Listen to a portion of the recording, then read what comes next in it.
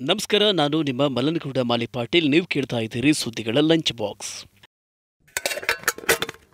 Air India ಎಕ್ಸ್‌ಪ್ರೆಸ್‌ನ 80ಕ್ಕೂ ಹೆಚ್ಚು ವಿಮಾನಗಳನ್ನು ಏಕೆ ರದ್ದುಗೊಳಿಸಲಾಯಿತು? ಒಂದು ವರ್ಷದಲ್ಲಿ ಯುಪಿಐ ವಹಿವಾಟು ಎಷ್ಟು ಹೆಚ್ಚಾಗಿದೆ? ದೇಶದಲ್ಲಿ ಖಾಲಿ ಇರುವ ಶಾಪಿಂಗ್ ಮಾಲ್ಗಳ ಸಂಖ್ಯೆ ಎಷ್ಟು ಹೆಚ್ಚಾಗಿದೆ?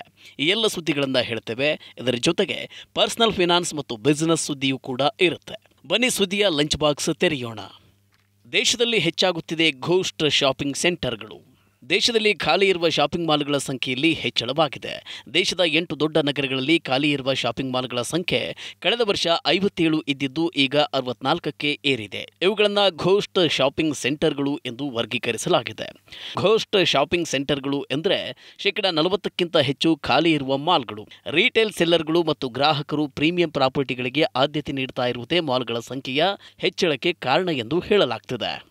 ರಿಯಲ್ ಎಸ್ಟೇಟ್ ಸಲಹಾ ಸಂಸ್ಥೆ ನೈಟ್ ಫ್ರಾಂಕ್ ಇಂಡಿಯಾ ಮಂಗಳವಾರ ಥಿಂಕ್ ಇಂಡಿಯಾ ಥಿಂಕ್ ರಿಟೇಲ್ 2024 ಎಂಬ ವರದಿಯನ್ನು ಬಿಡುಗಡೆ ಮಾಡಿದೆ. ಇದರಲ್ಲಿ 29 ನಗರಗಳ ಶಾಪಿಂಗ್ ಸೆಂಟರ್ಗಳು ಮತ್ತು ದೊಡ್ಡ ಮಾರ್ಕೆಟ್ ಪ್ಲೇಸ್ಗಳನ್ನು ಪರಿಗಣನೆಗೆ ತೆಗೆದುಕೊಳ್ಳಲಾಗಿದೆ. ವರದಿಯ ಪ್ರಕಾರ ಸುಮಾರು 1,33,00,000 ಚದರ ಅಡಿ ವಿಸ್ತೀರ್ಣದಲ್ಲಿ 64 ಶಾಪಿಂಗ್ ಮಾಲ್ಗಳು ಇವೆ. ಏರ್ ಇಂಡಿಯಾ ಎಕ್ಸ್‌ಪ್ರೆಸ್‌ನ 80ಕ್ಕೂ ಹೆಚ್ಚು ವಿಮಾನ ರದ್ದು. ಏರ್ ಇಂಡಿಯಾ ಎಕ್ಸ್‌ಪ್ರೆಸ್ ವಿವಾದಗಳು ಇನ್ನೂ ಬೆಳೆಯುತ್ತಲೇ ಇವೆ. ಸಿಬ್ಬಂದಿ ಕೊರತೆಯಿಂದಾಗಿ ಏರ್ ಇಂಡಿಯಾ ಎಕ್ಸ್‌ಪ್ರೆಸ್ 80ಕ್ಕೂ ಹೆಚ್ಚು ವಿಮಾನಗಳನ್ನು ರದ್ದುಗೊಳಿಸಿದೆ ಎಂಬುದು ಇತ್ತೀಚಿನ ಮಾಹಿತಿಯ ಪ್ರಕಾರ ಏರ್ಲೈನ್ ಸಿಬ್ಬಂದಿ ಅನಾರೋಗ್ಯದ ಕಾರಣ ರಜೆಯ ಮೇಲೆ ತೆರಳಿದ್ದಾರೆ. ಆ ಕಾರಣಕ್ಕೆ ವಿಮಾನ ಹಾರಾಟ ರದ್ದುಗೊಳಿಸಲಾಗಿದೆ. ಈ ಬಗ್ಗೆ ನಾಗರಿಕ ವಿಮಾನಯಾನ ಅಧಿಕಾರಿಗಳು ನಿಗಾ ಇಟ್ಟಿದ್ದಾರೆ. ಟಾಟಾ ಗ್ರೂಪ್ನ ಏರ್ ಇಂಡಿಯಾ ಎಕ್ಸ್‌ಪ್ರೆಸ್ ಜೊತೆಗೆ ಎಐಎಕ್ಸ್ ಕನೆಕ್ಟ್ ಅನ್ನು ವಿಲೀನಗೊಳಿಸುವ ಪ್ರಕ್ರಿಯೆ ನಡೆದಿದೆ. ಈ ವಿಷಯದಲ್ಲಿ ಏರ್ಲೈನ್ಸ್ ಸಿಬ್ಬಂದಿಯಲ್ಲಿ ಕೆಲ ದಿನಗಳಿಂದ ಅಸಮಾಧಾನವಿತ್ತು. ಇತ್ತೀಚೆಗಷ್ಟೇ ಏರ್ಲೈನ್ಸ್ನ ಕ್ಯಾಬಿನ್ ಕ್ರ್ಯೂ ಕೂಡ ಆಡಳಿತ ಮಂಡಳಿಯ ವಿರುದ್ಧ ಅಸಮಾಧಾನವನ್ನು ವ್ಯಕ್ತಪಡಿಸಿದರು. ಲೋಕ ಅದಾಲತ್ ಸಂಚಾರ ಪೊಲೀಸರು ಚಲನ್ ಕಳುಹಿಸಿದರೆ ಮೇ 11ರಂದು ನಡೆಯುವ ಲೋಕ ಅದಾಲತ್ನಲ್ಲಿ ಮನ್ನಾ ಮಾಡಿಸಿಕೊಳ್ಳುವ ಅವಕಾಶ. ದೆಹಲಿಯಲ್ಲಿ ಕಾರು ಅಥವಾ ಬೈಕ್ನ ಚಲನ್ ಕ್ಲೋಸ್ ಮಾಡಿಕೊಳ್ಳುವುದಕ್ಕೆ ನಿಮಗೆ ಉತ್ತಮವಾದ ಅವಕಾಶವಿದೆ. ಮೇ 11ರಂದು ದೆಹಲಿಯಲ್ಲಿ ಲೋಕ ಅದಾಲತ್ ನಡೆಯಲಿದೆ. ಇದರಲ್ಲಿ ವಾಹನಕ್ಕೆ ಟ್ರಾಫಿಕ್ ಫೈನ್ ಹಾಕಿದರೆ ಅದನ್ನು ಪೇ ಮಾಡಬಹುದು ಅಥವಾ ಸಂಪೂರ್ಣ ಮನ್ನಾ ಮಾಡಿಸಿಕೊಳ್ಳಬಹುದು. ಲೋಕ ಅದಾಲತ್ನಲ್ಲಿ ಜನವರಿ 31, 2024ರವರೆಗೆ ಡಿಟಿಪಿ ಪೋರ್ಟಲ್ನಲ್ಲಿ ಬಾಕಿ ಉಳಿದಿರುವ ಕಾಂಪೌಂಡೇಬಲ್ ಟ್ರಾಫಿಕ್ ಚಲನ್ಸ್ ಹಾಗೂ ಕಮರ್ಷಿಯಲ್ ಟ್ರಾಫಿಕ್ ಚಲನ್ಗಳನ್ನು ಇತ್ಯರ್ಥ ಮಾಡಿಕೊಳ್ಳಬಹುದು. ಟ್ರಾಫಿಕ್ ಸಿಗ್ನಲ್ ಜಂಪ್ ಮಾಡಿರುವುದು, ಓವರ್ ಸ್ಪೀಡ್ ಡ್ರೈವಿಂಗ್ ಮತ್ತು ಸೀಟ್ ಬೆಲ್ಟ್ ಧರಿಸದಿರುವಂತಹ ಉಲ್ಲಂಘನೆಗೆ ವಿಧಿಸಿದ ಚಲನ್ಗಳನ್ನು ಪರಿಹರಿಸಲಾಗುವುದು.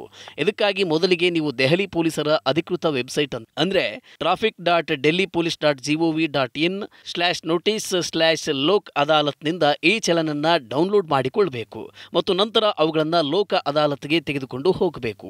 ಈ ಲೋಕ ಅದಾಲತನ್ನು Dwarka, Karkardooma, Patiala house, Rohini Rouse avenue south ಮತ್ತು ದೆಹಲಿಯ 30 ಹಜಾರಿ ಕೋರ್ಟ್ ಆವರಣದಲ್ಲಿ ಸ್ಥಾಪಿಸಲಾಗುವುದು.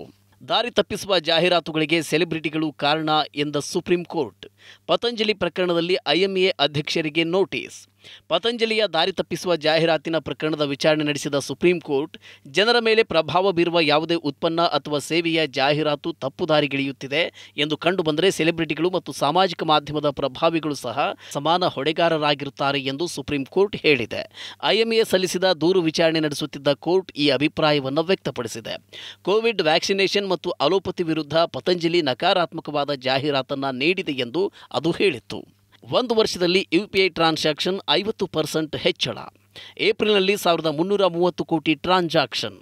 ಏಪ್ರಿಲ್ 2024ರಲ್ಲಿ 1330 ಕೋಟಿ ಯುಪಿಐ ಟ್ರಾನ್ಸಾಕ್ಷನ್ ನಡೆದಿದ್ದು ಒಟ್ಟು 19.64 ಲಕ್ಷ ಕೋಟಿಗಳನ್ನು ವರ್ಗಾಯಿಸಲಾಗಿದೆ.